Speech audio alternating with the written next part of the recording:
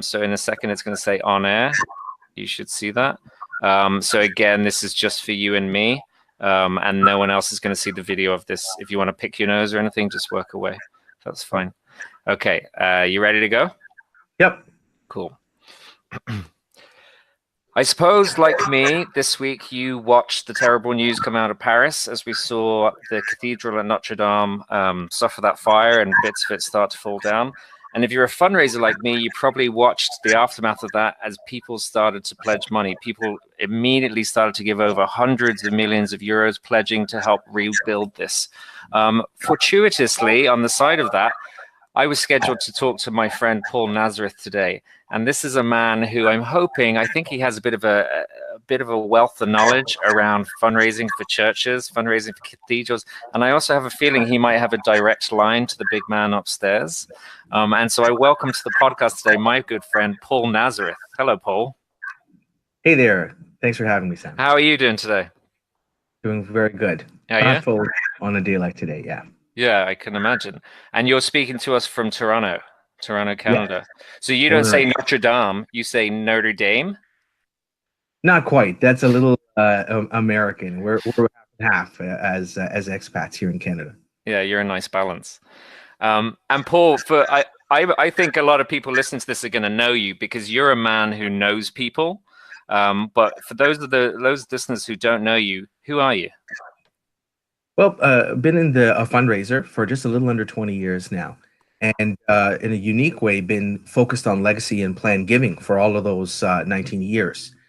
And so I've been fundraising for international charities, small and large, universities, and I did spend just about a decade working in faith fundraising for churches, international mission.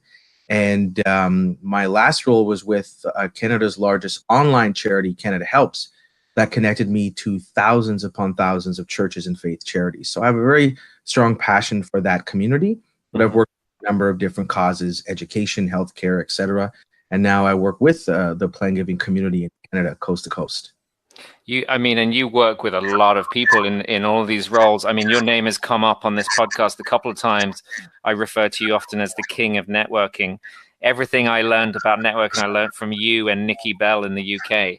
But you have a wonderful habit of being open to people, of wanting to help people, and you know, even through me, you've connected me with a lot of really interesting people. You take pride in that. I do, and you know, again, the networking thought is really that I struggled a lot in my early career. A lot of fundraisers. We are thrown into some pretty crazy spaces, right? And to call important people, famous people, to be a connector in the community, and we don't get that training. And so I had a lot of insecurities in my first few years and was thrown into some big campaigns. One of them, Canada's first billion-dollar fundraising campaign, and really needed to learn how to connect with people, how to connect with donors. And so I studied the mechanics of connecting, from everything from interpersonal connections with people to how to make those connections in an industry. It then allowed me to connect with more fundraisers and serve some amazing people coming up. So that's where it's been a real joy over the past decade or so, becoming a bit of a mechanic in human connection. I mean, your blog, you don't keep your blog up to date as much as maybe you used to, but you used to write a lot about networking. I attended one of your net walking events where people are actually walking along, talking to each other. Networking has been good for your career. I take it, I gather. Indeed. I mean, I went from a charity. I also spent a few years in a bank working in donor advised funds, and that became from networking to business development, working with different advisors, selling our products, but really being known as a connector for our topic, which was philanthropic planning. So it was, and I did a lot more in the early 2000s in blogging, even podcasting when it was quite new and had built up quite a big following. But you know what? I'll put it out there on the podcast. It's not one of the things that a lot of our employers support us as fundraisers to do. You know, today an enlightened employer, one of the reasons I work where I do now, gets that your personal brand will only add to your ability as a fundraiser. But for many years, it was perpendicular to my work. And so the bigger it got, the more difficult my fundraising life got. And so now it's become a bit more of a balance. But it's been a struggle the whole way through. You know, I was proud once in a national newspaper, an article called how to build your social media presence and keep your day job. And then I got a call from one of our departments in the institution that said, "Hey, I just saw this article in this national paper. Don't be so sure you've kept your day job." Really good discussion about what personal brand means. And in the end, they said, actually, we really do like the way that you managed this. It is a perfect blend of professional and personal and adds to the work you do, but it is a delicate and confusing dance for a lot of people. So now it's a part of what I help even professionals navigate, from fundraisers, but to also lawyers and finance professionals, accountants. And it's an interesting part of what we do to advance charitable giving and philanthropy. Yeah, I mean, I'm a big believer, although I'm not a big fan of the phrase personal brand. I'm a big believer. If you have yourself out there and good things happen to you and you make connections, it's good for the organization you're in. But I know a lot of people don't agree with that, don't get that. And you and I know, have mutual friends whose employer has told them to stop posting on social media, to stop speaking at conferences, and to stop putting themselves out there in a way that they think cannibalizes their own organization. They think it's a negative thing. They're not saying anything negative, but I think they think it detracts from the work they do. It's one of the reasons why, as time goes on and work evolves, so many more people are finding their way into their own gigs, because it's just, the dance becomes exhausting. You know, I always joke with people that one day I'll just end up at a hot dog stand, hot dogs, but then I'll start, a blog and all those things that I want to do. But today too, we've got to work and find our way to employers that get that. And now, as part of my new life and role, I always make sure to put that as part of my negotiation with a potential employer and talk about what we do and how that brand will work. And being explicit has really helped, because now my current organization really gets it, supports me in that. Last night, I was at a wonderful Association of Fundraising Professionals event, lifting up new speakers. It's called a Speaker Development Series. And it's really clear that the branding part is important, because, again, as a fundraiser, we don't get the same type of interpersonal training that, say, financial advisors do, or the same type of presentation training that, say, marketing professionals do. But we will be thrown in front of a multi-million-dollar business owner who asks for 6 or 7 figures, and you bet that connecting skills, presentation skills, speaking and influence skills will factor into that. And if you don't have any training, you're going to flub it. And that's just humiliating. Anybody, I think, the networking enthusiasts are people who've been humiliated enough to say, I got to get better at this. And you have gotten better at this. Oh my God. I mean, when I think of Congress, when I think of AFP Congress in Toronto, for me, it's always walking into that big common area. And you always seem to be like the first face that greets me. You're like the host. It's not even your event, and you're kind of the host welcoming people in. And I just, I think a lot of people find that you're the friendly, recognizable face that connects people in our sector, especially over in Canada. And I love it. I love what you do. Thank you. And it's really because those places have been home to me for so many years. I went to my first AFP Congress now just a little under 20 years ago, and I was very confused as a young fundraiser. Is this the right place for me? I was in between two very different worlds. I was working for a faith-based institution that really cared about those values and cared about giving and the connection to our donors, but did not care about fundraising. Right? When I was introduced to the staff, it was almost an apology, saying, sorry, everybody, we've had to hire one of these people. We have to carry on our good work. But when I went to Congress, I found a community, I found a home, and now I'm really dedicated to making other people feel that way that it made me feel all those years ago, to say, wow, this is a profession. I've got a community that surrounds me. Those conferences are just, I joke with people, they're like a professional spa.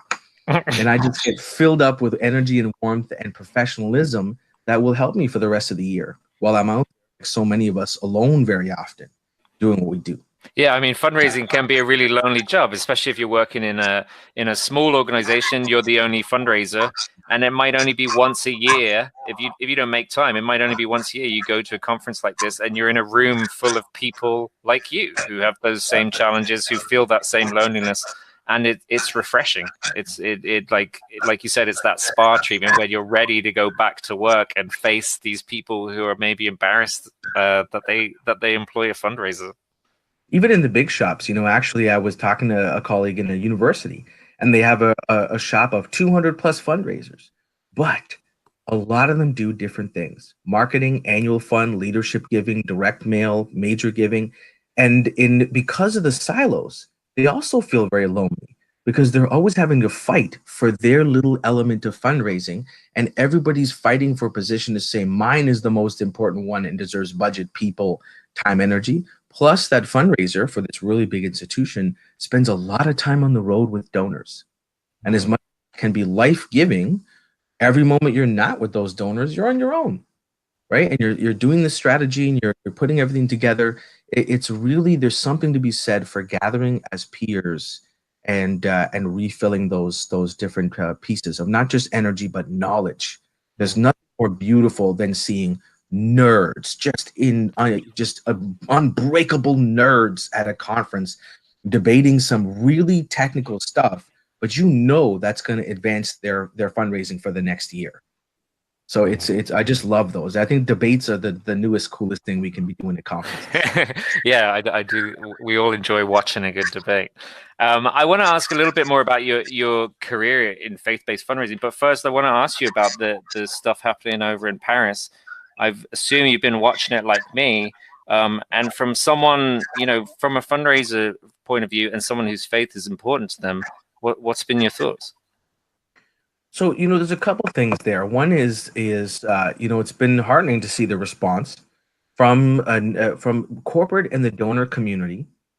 Although what I'm seeing a lot online is this lamenting to say, oh, wow, this happened 700 million in 24 hours when we can't raise money for the human causes, for people and things like that. And I'm there. Again, I'm worked for the Catholic Church. I represented the Archdiocese of Toronto, which was 230 churches, 2 million people for a number of years. I care deeply about the church, but I'm also the first to say, you bet these are buildings, right? And so that's where people are getting frustrated. But we have to remember that these institutions created these connections, cultivated these donors, and this is the coming back of that. The other part, though, is this really fundraising. A lot of those donors who are coming forward are at the 10, 20, $100 million plus level. I was reading an article this morning about two competing billionaires who hate each other. And they're competing through their pledges to Notre-Dame. One pledged 100 million euros, and then the next day, the next pledged 200 million euros. So these are interesting major gift quarrels that a lot of us would love to have. But is it really fundraising? Is it that big communal grassroots groundswell campaign? I wouldn't say so. And actually, what I really think is positive is quite a number of people who have no time in their lives for regret or lament. I'm one of those. Have gone and started campaigns for things they know are more important. Hmm. So for other churches in the southern United States that have burned down for causes and people, hunger, poverty, etc., they've actually bounced those campaigns off of the Notre Dame outreach to say, if you feel this way, if you're frustrated by this, and that's where fundraisers really win. When we connect to people's values and we really capture that action moment, right? Laura Fredericks and her famous book, The Ask, and she's really big as an AFP trainer on the concept of asking, is when we connect to the core. And the core is, what do you believe in? What is the cause you can't not support?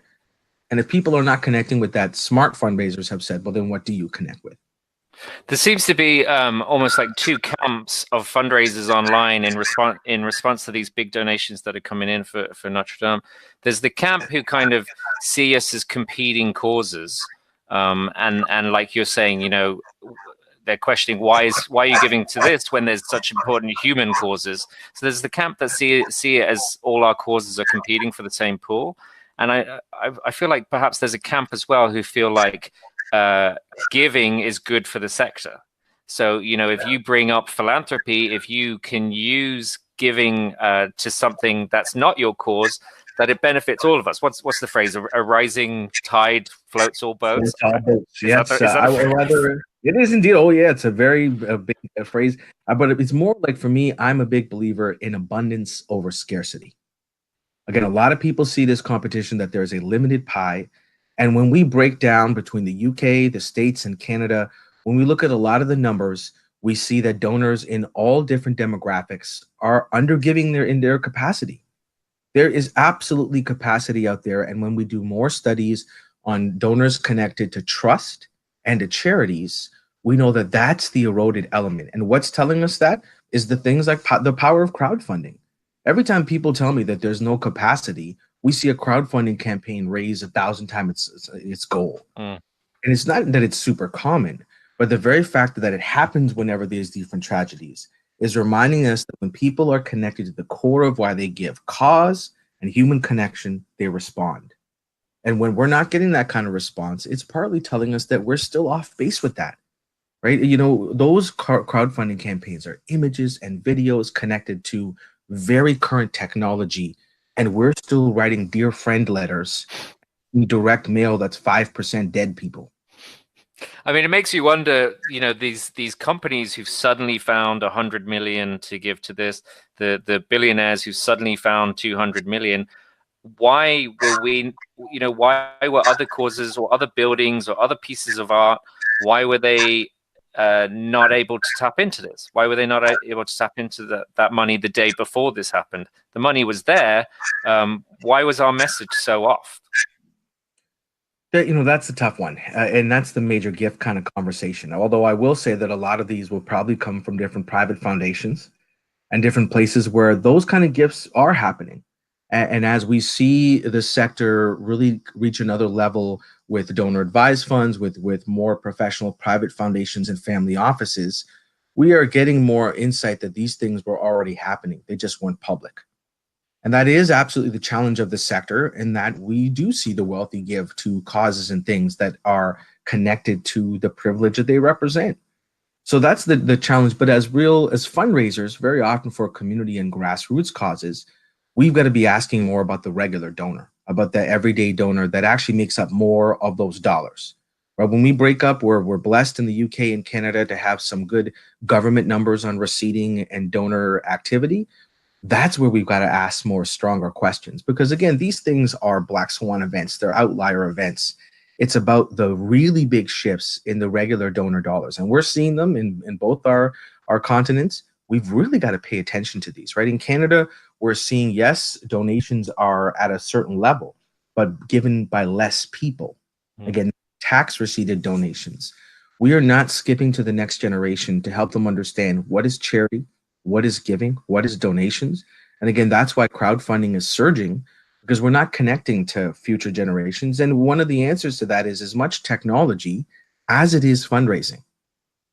So you've been a successful fundraiser for a number of different organizations. What kind of feedback did you get from people when you were fundraising for churches? I mean, obviously, when you're fundraising for a church, it's much more than the building. But what was the mentality behind people who see the church as a place to give rather than, you know, curing some disease or feeding the starving or helping people come out of homeless? Where are those donors' heads at? It's important to know that a lot of faith-based givers to churches and faith communities don't see those institutions as a traditional charity, for better or for worse. You know, that's the challenge sometimes too, is they really feel it is an extension of their home and their beliefs. They're taught within those systems. And frankly, churches and faith institutions are teaching giving, stewardship, fundraising a lot less than they used to. That's one of the big challenges. They just have a built-in mechanism in passing baskets and collection plates. It's part of the whole program. But actually, the ones that are doing this well are the ones that are teaching true stewardship, time, talent, treasure, that are teaching about giving. And for those donors who see it as a charity, frankly, their churches are also a framework, a prism to affect their values and the world as well. So they all do, all faith communities have mission funds, disaster relief funds. They have a way to affect the world informed by their values. So there's a really strong community connection there, and people just want to see that element of their life continue. So that's the one thing that when I worked in a lot of faith-based institutions, talked to those teams, it was about helping people realize that they can also give to that community in the same way they give to other charities. You know, that's the fuel for me of my whole career. I started in a faith institution My career started when I was sitting in a pew looking at a basket, thinking there's got to be a better way to do that. And that's how, frankly, one of the biggest charities in Canada was formed. Canada Helps, the team that I used to work with, was created by 3 nerd computer engineers who were teenagers who were just home for Christmas, and their mom forced them to go to church, and they looked at the basket and said, "Come on, man." Yeah, And these that's nerds, how Canada Helps came about. they went into their basement and they consulted with another number of organizations and the revenue agency, but they built this website, these computer engineers, in response to looking at that basket and saying, there's got to be a better way. And of course, that's all about year end, right? We were talking before about the fact that year end giving is a really big thing for faith institutions, partly because that's when all those faith celebrations are. It's also when everybody locks the door to their office, and then people put money in envelopes and shove them under the door, right? So this is the really odd part about these institutions, is that they have this built in, but they still haven't caught up to not just the technology, but the concepts of fundraising. And I have a problem with that. That's what really fuels my whole career. And we were talking about the image for the podcast, the Blues Brothers. I put out there, anybody who watch this movie, this is a movie about 2 Catholic fundraisers On a mission from God. That's right. They come back from prison, and the nun who runs their orphanages said, "We don't have enough money. You got to get out there and do a face-to-face major gift campaign." And the whole movie shenanigans with them trying to raise this money to be able to hit the property taxes. So they're my good Catholic fundraising, guys. They're grassroots and they're scrappy, and they say, "How can we do this?" But unfortunately, of course, they default to a special event. Yeah. Yeah, and they organize a good event. But they have those connections already. I mean, connections from before when they served their time in prison. They have the connections of good musicians and people like who's Ray Charles is in it. They have those connections. That helps. That's major donor fundraising. I guess so, but what I get reminded too by a lot of my peers is, before I used to be a real special events hater. I've been in major and planned gifts for almost 20 years. We got to remember, though, that special events is that inspiration connection point, even for the major gift donors. So, there's a place for all in the big tent of fundraising. It's the strategy that's really lacking. The pendulum swings from special events to major gifts to people trying to think that technology will save us. When you talk to tech people, they always think there's going to be an app that will save the world. Humans will save humans. And we've got to remember that technology is only about building a better bridge between people. And if crowdfunding and a lot of tech shows us that, it does. It's that crowdfunding is telling a better story and creating a more efficient connection between the person who felt something and giving them the ability to do something. That's the challenge. A lot of charities aren't up with that kind of tech to move people from feeling to doing fast enough. We have them at events, yeah, but then we tell them, write down your credit card number on this weird index card and throw it at us, and we'll process it over 3 weeks and maybe one day thank you. When you could do it right there, because every human being's got a phone in that room, and you could be thanking them and receiving them before they leave the building. There's like a disjoint sometimes between the technology and the people who know technology. They're really good at this method of giving. They can build these apps, they can build the tech that's going to make it really easy, but they never seem to have the conversations with the fundraisers who know the motivation. And so the tech people sometimes make this mistake of thinking that app is the motivation. If you make the app, people will come to it. Whereas the fundraisers know it's a lot harder to get people there, but they're struggling to grasp the technology.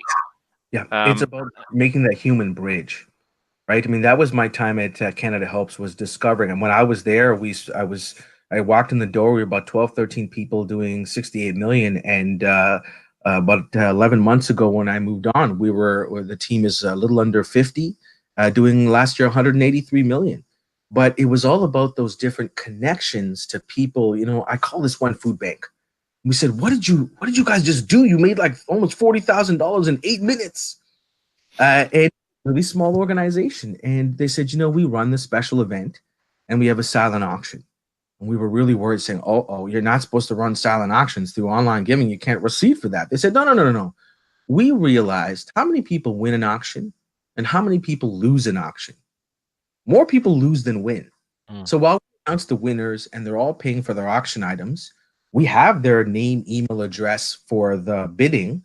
We just sent an email to everyone in the room that said, you came here to play. You brought the money to bid. You bid on this. You believe in us. You heard our story tonight. If you feel so moved, would you give? And they gave 3 times the amount the auction raised from that email instantly before they left the room. It was the human connection from their leaders, from their people who were affected by the mission, inspiring the donors. But they built the instant bridge onto those phones before they left the room to capture the emotion. And the people responded. Where do churches go with the collection basket?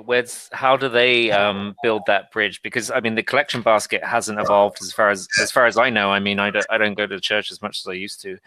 But I think the collection basket technology, I'm fascinated by it. It's the same thing it was. It just is. It's handed around. There's that bit of guilt compared to the person next to you. You want to try and kind of keep up with that. You always notice one big note in the basket, and you're wondering who's put that in. Where do we take that? It's like a tip jar with the piano at the lounge. I often will tell them, you're not using your assets of guilt and shame enough. And they laugh at that, but actually it's more that they're not using that communal element. So the basket's going around. There's a famous story about Henry Ford, the car maker, saying that if I asked my customers what they wanted, they would have said mechanized horses. I actually watch some congregations now trying to build digital tap tools for the basket to do direct transfers. There is a disconnect. And one of the disconnects is that as much as now quite a number of churches have evolved to digital bank deposit, they still need to put something in the basket, right? Or you're going to get the stink eye from the person at the end of the pew who doesn't think you're giving. They forgot the human element as much as the digital element. So the smarter churches are now actually building in what's called a stewardship token or some sort of thing that you keep at the back of the church if you're on direct deposit, if you gave securities at the start of the year, you pick up one of these tokens, and when the basket comes around, you put it in. Yeah. And the churches say, oh my gosh, what if someone puts it in and they haven't given? And then we say, well, then you got more problems than we can help you with. Yeah. If you don't have trust, then what kind of community are you? But the ones who have really built it up in that true values-based stewardship way to understand the human participation, but also respecting. Again, this is not about asking. This is where I help a lot of them overcome their fear of fundraising and asking. This is about respecting your donor. They want to give. They need to make it affordable. It's 2019. Who carries around cash? If you can't make it easily for bank deposit, for a debit transfer, for stocks and securities, or however that person wants to do it, because we got to remember that both our countries are now older than they are younger. And the largest demographic of donors hold their money in assets, not cash. And so that's where the basket has to evolve. I think in time, the basket will evolve to more of a communal gesture than it will just the cash connection. Because I tell them the worst sound you can hear is the clinking of change. That's the wrong kind of change. You want actual change that is donations. And that's even beyond bills. That's interesting. You have a very interesting past, and I believe you crossed paths with the Pope before. Tell me. Well, that more as a young person at World Youth Day, but I worked for a regional franchise in Toronto, the Catholic Archdiocese of Toronto, the Central Church, largest grouping of churches in Canada, 8th largest in North America, 230 churches. I had 1.9 million donors. And that was a real challenge to scale this major and plan giving program to get to all these churches. I did tens of thousands of kilometers in 1 year, multiple weekends speaking off pulpits. It was really a big culture change of helping those communities understand you're giving, you're generous givers, we're grateful, but we need to adapt to respect you, right? We need to be there where you are. Again, who can carry that cash or put money in the envelopes? It's about adapting to bank deposit, securities, building a culture of that stewardship. Why do you care? What do you want to? So, I had one donor who was giving quite generously, but then when we connected them to what they cared about, they sang in the choir for 40 plus years. And when we talked about what they could do for the music ministry in that church, boom, their giving was transformed. They left a legacy. It was beautiful to make sure that the hymnals, the books for the musicians, are replaced every single year. Meanwhile, they'd replace them twice in 20 years. And every year they will replace all the books in that church. And then they'll use the 1-year-old books to give to another church in that diocese or that region. Oh, nice.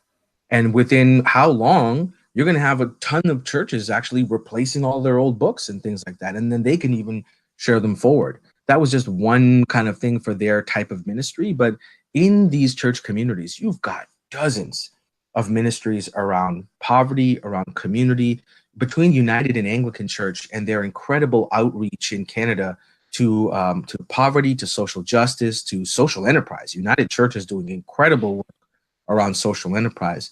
The Anglican Church of Canada is doing quite a bit of work in Canada towards Indigenous reconciliation. So it's really been interesting over those years when I was with Canada Helps, and now as a faculty member, I teach plan giving to faith communities, getting to understand their connection to fundraising as well. And so now it's evolving to other communities. We're working with the Muslim Association of Canada on evolving a fundraising course for Muslim organizations and mosques. Oh, wow. Yeah. Do you think that, what would you say if someone was to say perhaps the church already has too much money? Those are often people who don't go to church. That's money hats and all the gold and all that stuff. But, we have those honest conversations. In 2019, it's up to those churches to start having honest conversations with their people, their donors. I was sharing with you just a couple weekends ago in Canada, our public broadcaster was talking about how in Canada, 9,000 churches will blink out of existence in the next decade. And as a fundraiser, I have to say, that's on them. If going to adapt there, and they don't want to adapt how they fundraise, how they ask for money, how they accept money, how they respect their donors. And if those congregations won't have enough to survive, partly it's because they keep relying on the basket and not major in planned giving. In faith communities, their average bequest is really big, right? Because people will often leave. And of course, in Canada, too, our demographics is we have the most amount of people with the least amount of kids.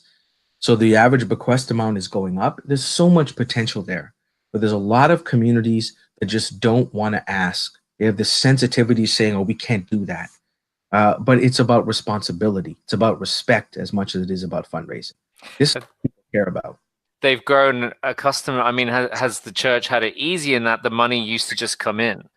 And now it's, they actually have to work for it, the fundraisers, or they need fundraisers. Yep. And again, changing demographics, changing areas and regions. A lot of those Christian communities have moved. And so they don't need those physical churches in the same places they did. They're going to have to evolve around that. Right. And so that's the challenge for a lot of those institutions as well. And you're right.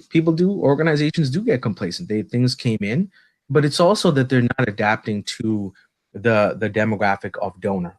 In some of those communities, I was active in some very wealthy communities, but they are older now and they hold their money in assets. That's why planned giving is so important. In 2019, every major gift is a planned gift. We got a great colleague named Ed Sluga of PG Growth who says that the largest planned giving consulting firm in Canada, who reminds us that today when someone's giving over 5 or 6 figures, they're giving it in securities. They're not giving you cash. Fewer people have checks than ever before. So we've actually got those institutions need to really realize that their donor base is there, their values haven't changed, but they're making it. The charity is making it harder and harder to support them. We've just got to realize how donors live. In 2019, we live through our phones. This is the baby boomers down. And so you've got to be ready for donors to be able to also give that way or connect that way as well. You see, you're an active guy, you're a vocal guy. You're kind of preaching this word of gift planning. You're the vice president of the Canadian Association of Gift Planners.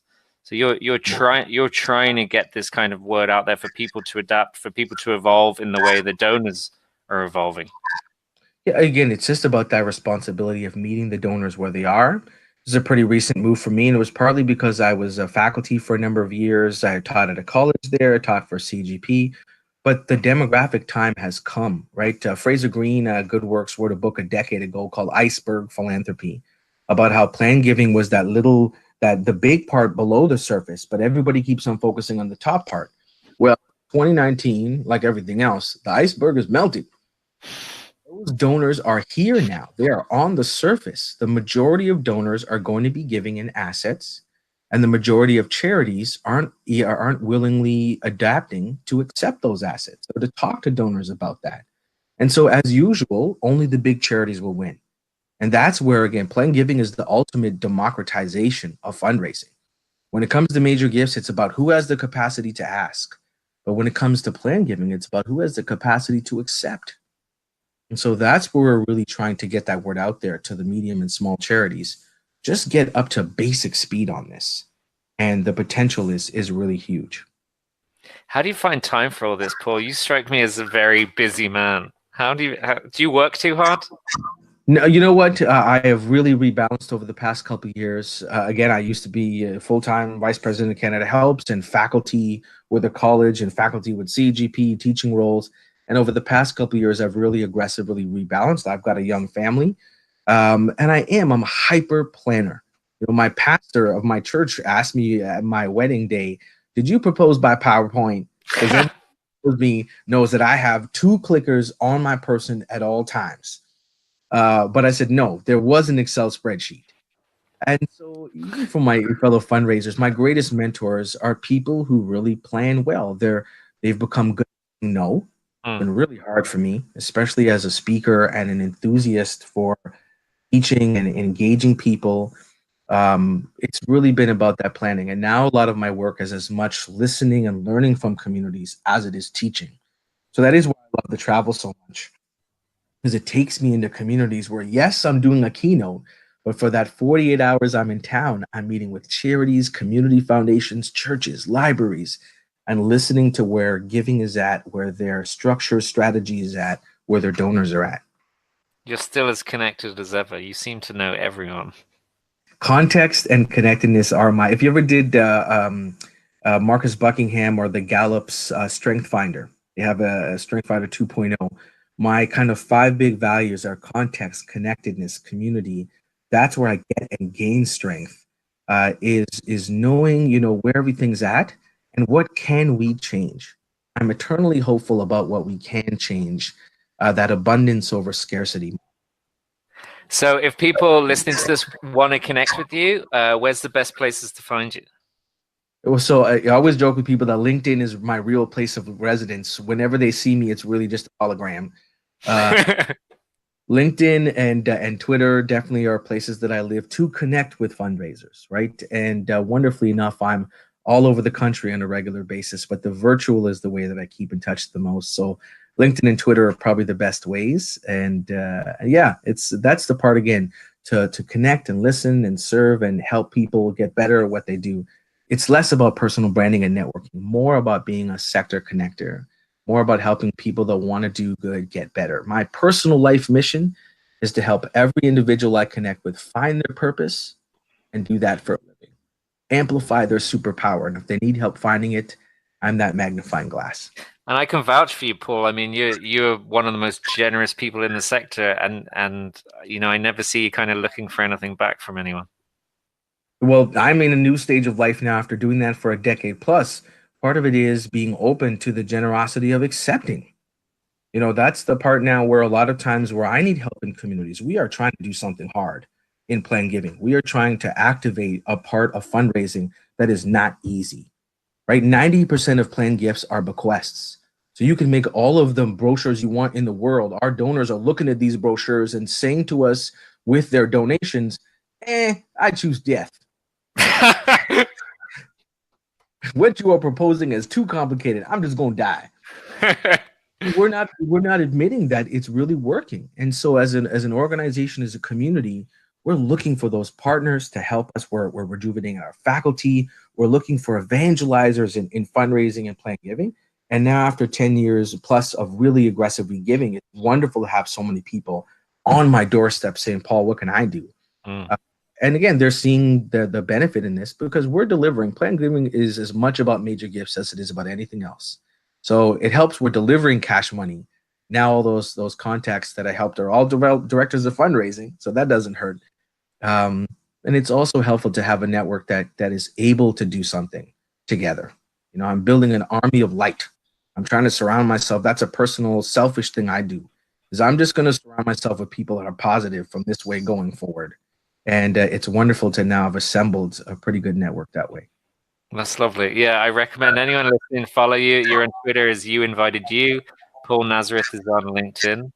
Will I see you at Congress in November? Indeed, always there. Again, at Congress is that thing that that rejuvenates. So I'm always around for sure. As always, welcoming people. Spot the pocket square. Spot the beard. Very easy to spot. All right. Listen, thanks a million for joining me, Paul. That's been really interesting. I appreciate you taking time. Such a hardworking guy, but actually carving out some time for me. It's been really nice to speak to you. Thanks for having me. It's been fun. We'll see you again soon. Great.